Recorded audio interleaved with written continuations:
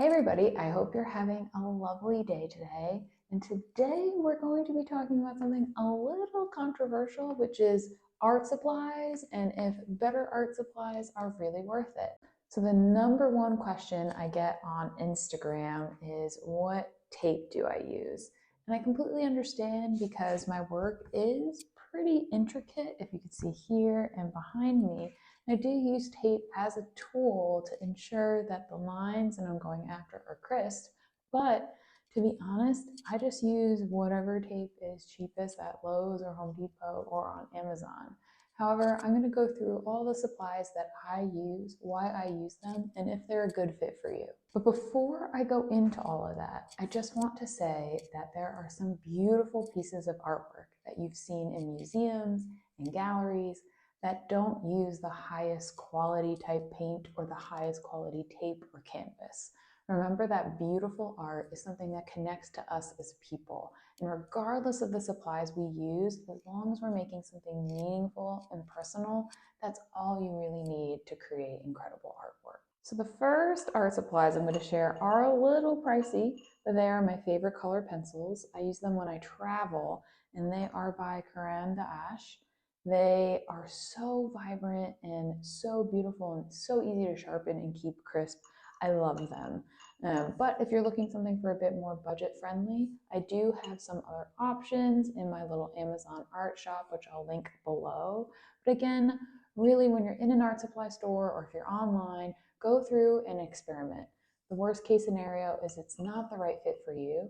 So when you are experimenting with art supplies, definitely start off on the lower price point, and then as you gain knowledge into what you're looking for specifically, then you can start to experiment with things that are deemed more professional. So I figured I'd get to the biggest thing pretty quickly. I like to use frog tape. I've also used blue painter's tape. That's a bit more gentle.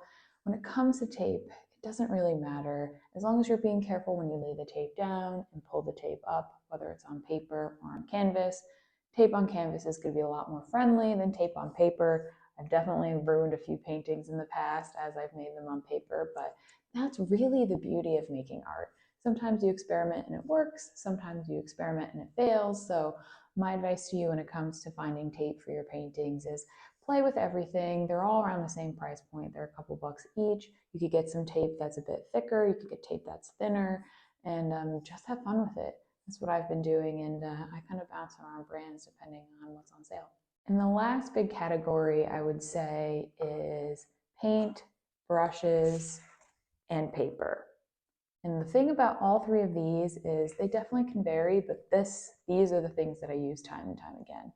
I've experimented with so many different types of paper that my favorite is Legion paper. It's really beautiful. It's called Stonehenge. Legion makes a huge array of papers. I've worked with them in the past too, and they've been incredible, but I really love how you can get different hues of the paper. So this is a bit more of a cream color. They have a slate gray, they have bright white.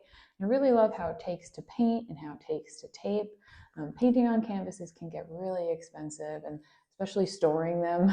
So painting on paper is a really nice way to be able to make a lot of work and store it in a small amount of space, but then also have something that's really durable and incredible. The next category is paint. I've played with all the different types of paint, and again, you definitely don't need to be splurging on paint, especially if you're beginning or kind of experimenting with a new style. If I'm experimenting, I usually go for paints that are a bit more affordable, but when it comes to final paintings, I really love Liquitex. I use acrylic wash, which is the black cap. Sometimes I'll use soft body, which is the white cap. For my purposes, they're interchangeable. Depending on what you're painting, they may not be. The beautiful thing about Liquitex, and I've worked with them in the past too, is that the color, regardless if you're using hard body, soft body, or gouache, the colors are always the same. So that's really nice if you're trying to play with different types of texture within a painting, or you're going from one painting to the next and want a consistent color palette regardless of the type of acrylic paint you're using. It's definitely my favorite. Now for me, brushes is an interesting one because when it comes to pulling thick swaths of paint like this, or pulling gradients, I also love to use Liquitex flat panel brushes.